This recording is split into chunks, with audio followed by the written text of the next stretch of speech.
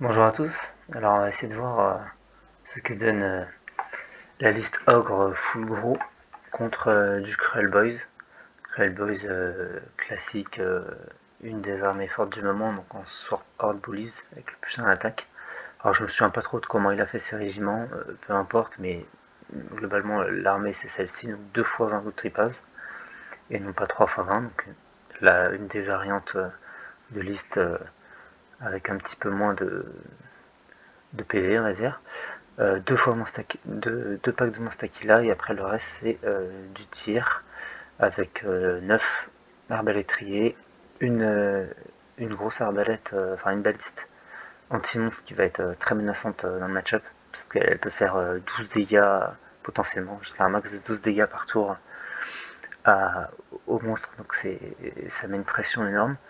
Le porte-bannière qui donne noir dans le bulle, le slow de course et charge, tout ça c'est classique, avec la version Sog of Gear du Killaboss pour TP un peu et donner un peu de la mobilité sur la carte. Et lui il a pris l'option du vautour à la place du croco. Voilà, donc moi j'ai 5 gros, dont 2 héros, pour pouvoir rester en 2 drops, puisque je mets Kragnos, qui va permettre d'augmenter la projection de tous mes héros et de jouer à distance pour potentiellement, donc pour éviter de me faire impacter, pour que ce soit moi qui impacte le premier, vu qu'une grande partie de ma vitalité vient des BM à la charge. J'ai absolument envie que ce soit moi qui charge, et non pas l'adversaire. Donc l'idée, voilà, c'est de voir un peu comment on peut rester à distance, essayer peut-être de picorer un truc, et puis après, au bon moment, essayer de trouver le bon moment pour envoyer toutes les pièces d'un coup, en fait, tout simplement. 100% de l'armée. Euh, dans la phase de l'autre pour faire un maximum de dégâts d'impact, pour avoir des palines après intéressants si je tue des choses, et puis que je me retrouve pas avec juste un mammouth qui va se faire gérer facilement dans le camp adverse, faut vraiment submerger dans toute l'armée, pour que l'autre doive se démerder avec 5 pièces qui sont dans sa tête. Du coup, une seule niveau de prière, c'est la grosse différence avec d'autres listes qu'on peut voir avec un spam de Huskar, où il y a plein de prières, on va essayer de mettre des wards à 5 autour d'un rocher, mais sauf qu'en fait on a une autre partie de l'armée qui est autour de ce rocher, donc c'est pas toujours méga utile. Donc là, je me suis dit, bon, pas pris la tête, en fait j'ai un seul prêtre, il va essayer de caler sa course et charge, après plus tard dans la partie il fera des baniches, et puis sinon en fait on y va juste, on bouge de 10, on sort la phrase des 6, et puis voilà. Au niveau des optimisations, j'ai pris les deux trucs anti-ward, le passif sur l'un, de moins en ward, et l'autre une fois par bataille où j'enlève toute la ward. Pour avoir 5 gros, j'ai mis 2 Thunder Tusk, hein, plutôt que de faire du 100% Stonehorn. J'ai calé deux versions un peu moins fortes de, de mecs normaux sur Thunder Tusk qui coûtent moins cher, 220, mais ça fait des sources d'impact, hein, parce que mine de rien j'ai plus 3 au BM, plus 2 parce que je suis un monstre, plus 1 avec l'allégeance, donc ça fait quand même un minimum de 4 BM d'impact. Donc ne serait-ce que pour mettre plein de BM d'impact, je trouve ça bien de mettre de petits comme ça, et puis ils apportent des petits tirs supplémentaires qui peuvent être utiles. Voilà. Et ça fait des bodies, c'est eux que je mets devant. Voilà, c'est. Ils peuvent prendre. Voilà, ils peuvent tanker un peu, c'est pas mauvais. Et comme j'ai pas de sorcier à mettre dans le Mobit, je joue le Mobot qui va pouvoir soigner tous mes gros. Et voilà. Donc au niveau du déploiement, il a mis son dispositif central autour de la tour, voilà, logique, pour bénéficier de ces bonus de Dirty Trick. Étonnamment, au début ça aurait pu être intéressant de mettre quelques pièces là pour prendre ça éventuellement. Bon, le héros, oui, il peut jouer tout seul, il peut se re-TP, donc ça c'est évident que, et comme il bouge vite, il peut le mettre loin de moi tout en étant à 10 ou à 11 de l'objet, donc ça peut être intéressant. Les autres pièces, par contre, vu qu'il n'a pas décidé de venir scorer des points en venant là, en sacrifiant, je sais pas, 3 archers ou un truc comme ça, en fait, on a discuté, c'était plus intéressant en fait de mettre tout le monde dans le château, hein, voilà, et de mettre les monstres là, collés au Gutripa, voire même devant les Gutripa, un peu comme il a fait à droite là pour avoir son puissant d'attaque plus facilement, avec plus de pièces. Puisque là en fait, donc moi comme je suis en deux pauses, je l'ai laissé commencer. Et en fait, voilà, il n'est pas venu chercher à gauche, sauf que là, en fait, avec ma course et charge, si je la passe, parce que j'ai vu qu'il commence en intervention magique, je commence à stacker des points de prière, ce qui fait qu'après, à part sur un 1, je vais pouvoir lancer ma course et charge, faire une course auto à 6, et donc me projeter très très loin. Donc là en fait, moi là tout de suite j'ai pas forcément envie à ce stade de la partie de rentrer dans son château, mais par contre s'il me donne l'occasion d'aller lui picorer des petits trucs sans prendre trop de risques, là-bas évidemment je vais le faire. Donc sachant qu'en fait, là comme il s'est positionné, difficile pour lui de me mettre tous ces combos de plus un attaque, strike last, etc. Il peut, mais en fait moi j'ai des BM d'impact, j'ai un petit peu de tir, donc je peux potentiellement tuer c'est ce qui va se passer, les arbalétriers avant qu'il fasse ses aptitudes. Et donc du coup, voilà, il va pas avoir le plus en attaque. Je peux me mettre bien à droite pour qu'il n'ait pas forcément beaucoup de gens qui frappent, sauf modulo contre-charge. Bon voilà. Euh, donc ouais, juste au niveau de ce truc-là, les monstres Aquila et les arbalétriers auraient gagné à être vraiment dans le château, le méga château, et juste la pièce solitaire, c'est le mec monté. Voilà, sinon il avance prudemment son dispositif comme ça. Il commence à me tirer dessus avec son arbalète. Là, il a choisi de tirer sur Kragnos parce qu'il n'avait pas les deux gros rouges à gauche. Je pense qu'en avançant un chouïa plus, et c'était possible, il aurait pu avoir le Frost Lord là, qui est au milieu. Et c'était probablement une pièce plus intéressante à cibler parce qu'il a quand même énormément de létalité. C'est vraiment une des meilleures pièces de la liste et il est beaucoup plus fragile que Kranos. Kranos, c'est quand même 18 PV, donc un multiple de 6, certes. Pour la balise, c'est intéressant, sauf qu'il a une ward de 5. Donc en fait, ça peut casser un peu les stats de la balise. La ward de 5 fait que c'est pas 3 tirs tout pile qu'il va falloir passer, mais avec les wards, ça va être 4, voire 5. Il va se rallier, potentiellement se soigner aussi avec le mopote. Donc il est difficile à tuer. Et comme il est en support, j'ai pas besoin forcément de l'envoyer dans la mêlée, il peut rester derrière, donc c'est pas trop grave s'il a pris des tirs, même s'il reste 6 HP, il va pouvoir donner de la charge à 3d6 à tous les autres, c'est ça qui m'intéresse.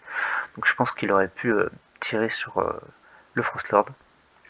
Il peut lui mettre 12 dégâts, donc en fait en 2 phases de tir, il peut. Moi j'ai pas de ward sur le Frostlord, donc vraiment en 2 phases de tir, il peut le tuer, surtout s'il met des attaques en règle. Et là tout de suite, ça me fait un mec de moins dans la mêlée, en plus un des plus forts. Donc je pense que, en tout cas, voilà, je sais pas si c'est mieux, mais moi je pense que c'est ce que j'aurais fait. Donc là il lui a mis 6 dégâts je crois.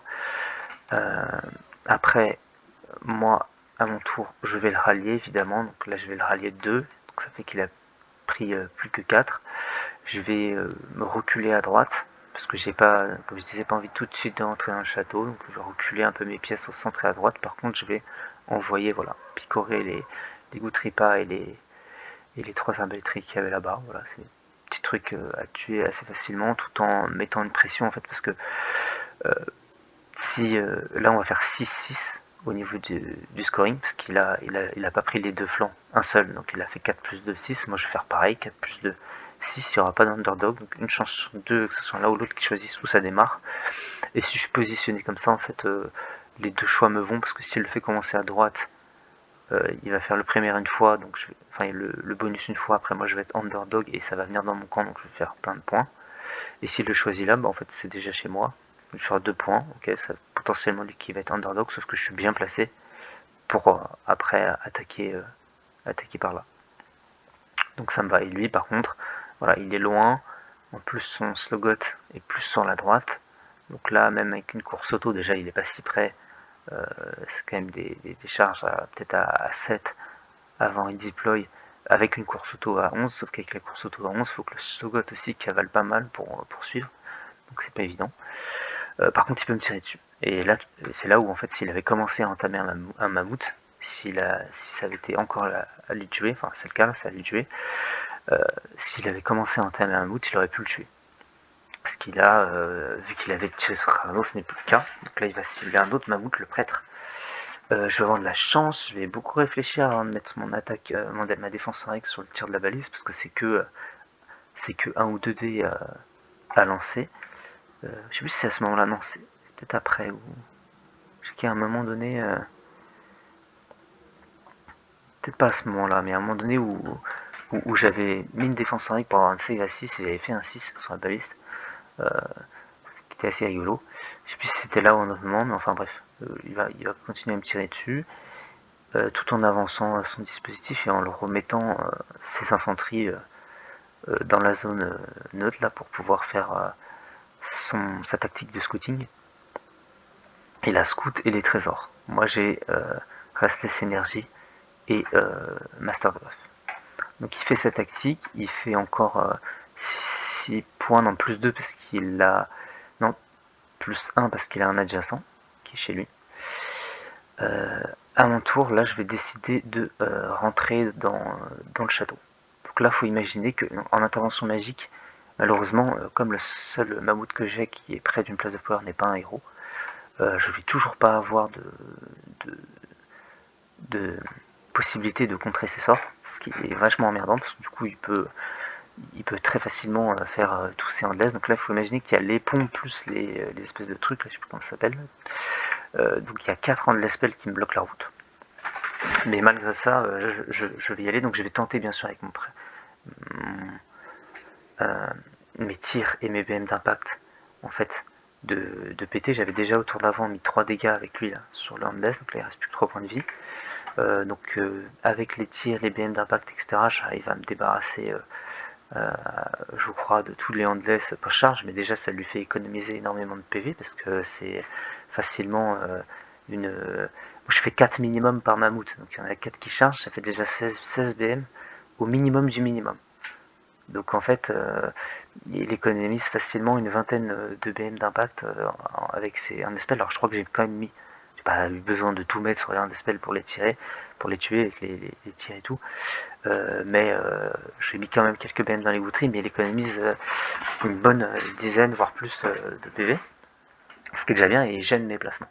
Donc ce que je vais faire, c'est que je vais charger à droite avec le Frostlord, parce que lui après il a sa fureur monstrueuse pour revenir vers la gauche, le but étant d'être le plus loin possible du deuxième pack de goutterie, parce que si je me prends les deux d'un coup avec les plus 1 d'attaque et tout, ça peut commencer à être emmerdant. Donc je m'accumule vers la gauche. Lui il va faire une bonne charge, le bleu, donc il va se glisser au milieu. Carnos il va juste venir mettre cette BM sur le hand spell, mais il va pas avoir de possibilité de s'activer ou que ce soit après. Et là, donc je suis vachement gêné avec les ponts qui sont en haut qui me gênent. Le prêtre va pas pouvoir faire grand chose à part voilà, il va faire sa contre-charge avec les killbows pour mettre son plus en attaque, parce que j'ai engagé qu'une seule unité. De toute façon ils étaient condamnés en fait, là en fait de toute manière j'étais à moins de 6 avec les deux, donc en fait il y en a un qui pète le hand spell et après l'autre, d'ailleurs il est même plus là, je crois que oui, il est plus là après les Ben Attack, donc de toute façon j'aurais pu pile dans ces archers, ils étaient morts à l'intérêt, donc il a contre-chargé pour m'empêcher de paline trop vers l'avant en me bloquant et en mettant, vu qu'il engage le bleu, plus un attaque sur les goutteries. Et il va me mettre Strike Last sur le Frostlord, qui est celui qui frappe le plus fort. Ce qui fait que finalement, dans les goutteries, j'ai que le bleu, qui est pas très fort, qui va pouvoir frapper avant. Et donc il va pouvoir quand même mettre beaucoup de dégâts sur le Frostlord. Il va me mettre, je crois, 11 ou 12 dégâts. Parce qu'après moi je vais me soigner, donc là j'ai pris 10, mais c'est post-soin, parce que je vais manger à la fin du tour. Donc ouais, il a dû me mettre 12 dégâts, donc je suis pas passé loin, enfin à 3 PV près, vu qu'il a l'écrit sur du 5, et le plus en attaque. Il met quand même beaucoup de dégâts, c'est là où en fait le fait qu'il m'ait gêné avec les handless m'emmerde beaucoup, parce que moi j'aurais bien aimé mettre... L'avantage quand même de Ogre dans ce match-up, c'est que déjà le truc qui enlève les plus 1 dégâts à la charge est pas hyper impactant, parce que même si ça m'enlève une partie de ma vitalité, je fais quand même mal, même si j'ai pas le bonus.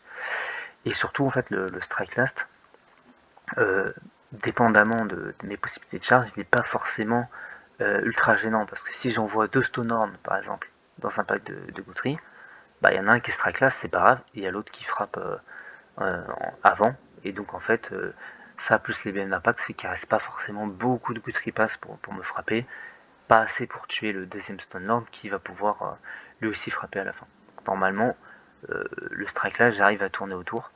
Là j'ai que un Thundertusk qui a pu frapper, donc il n'a pas fait beaucoup de dégâts, ce qui fait qu'il y a beaucoup de goutteries qui ont pu tabasser mon Force Lord, mais comme ça n'a pas suffi à le tuer, voilà, quand même pouvoir l'activer et en fait à la fin ce qui va se passer c'est que le Huskar rouge va tuer les arbalétriers, le le Stonorm normal qui est pas héros, il a un extra paline sur un 3+, donc il va pouvoir faire son extra paline et aller chercher le vautour et l'entamer. Les deux, donc le bleu plus le rouge là, vont frapper les goutteries, il en restera plus que 3. Là-bas, à droite, je vais laisser à 1 PV son héros, et lui par contre il va me mettre 10 PV dans la gueule. Vu qu'il est anti-héros et tout, il m'a bien entamé. Mais bon, ça se tentait, parce que là pareil, j'ai raté le fait de manger, parce que c'est sur un de plus, mais j'avais 2 chances sur 3 de le terminer en le mangeant. Parce que j'ai voulu garder mon Powerful sur le Frostlord et pas sur lui. Frostlord qui était plus important, il fallait qu'il se désengage pour aller se soigner, et si c'était à moi de jouer en double, réavoir la possibilité de faire des trucs avec. Alors que là c'était pas trop grave en fait si je me faisais défoncer à droite. Donc là déjà voilà, j'ai bien cassé son château. Si c'était à lui de jouer, il pouvait faire des trucs, parce qu'il avait l'arbalète, j'avais pas réussi à l'engager, donc il aurait pu avec une arbalète me tuer par exemple le mec qui est collé à son vautour, parce que j'ai pris 6, donc j'ignore un dégât par phase, donc attention. Vu que j'ai pris que 6, et que j'ai 14 PV, est-ce que ça change quelque chose? 6 ça suffit pas à me tuer, dans les deux cas il faut qu'il y ait les deux traits qui passent, mais voilà, il peut potentiellement m'en tuer un au tir, après libérer le vautour pour charger et mettre des BM d'impact. Donc voilà, il avait des trucs à faire, c'était là, je vais envoyer les Outripas, avoir plus en attaque. J'aurais pu perdre un ou deux mammouths, mais les pièces les plus importantes je pense c'était à l'arrière, parce que là en fait j'ai laissé au corps à corps le Thunder Tusk, qui est le moins important. Kragnos il est quand même loin, difficile à attraper avec beaucoup de figurines, et il a depuis il s'est rallié, donc il est full HP, il s'est soigné ici avec la marmite. Donc en fait je pense que si c'était à lui de jouer, la partie aurait pu continuer, parce qu'il m'aurait sans doute, après ça dépend aussi de comment il active, de où est-ce qu'il met ses strike last et tout, mais on va dire potentiellement il peut me tuer les 2 Thunder Tusk, mais ça je m'en fous un peu. Lui il est full HP, hein, donc faut quand même, s'il veut le tuer, faut quand même qu'il mette des ressources, et le rouge potentiellement au tir.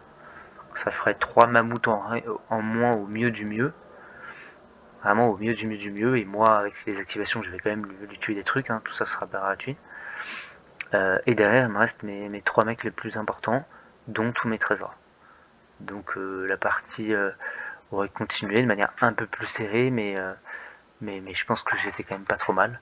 Là le fait que j'ai eu le double, donc du coup bah je leur envoie tous mes mammouths dans la tête, et ça clôt la chose, parce qu'en fait j'en ai un qui est dispo à la charge ici, 2 qui sont dispo à la charge, plus Kragnos, avec des mini tirs d'appoint, mais bon voilà, juste avec les BM d'impact en fait je vais libérer les 2 autres, ce qui fait qu'en fait je crois que, ah non, lui il va retreat, le bleu va retreat pour faire un peu de place, pour faire de la place à Kragnos.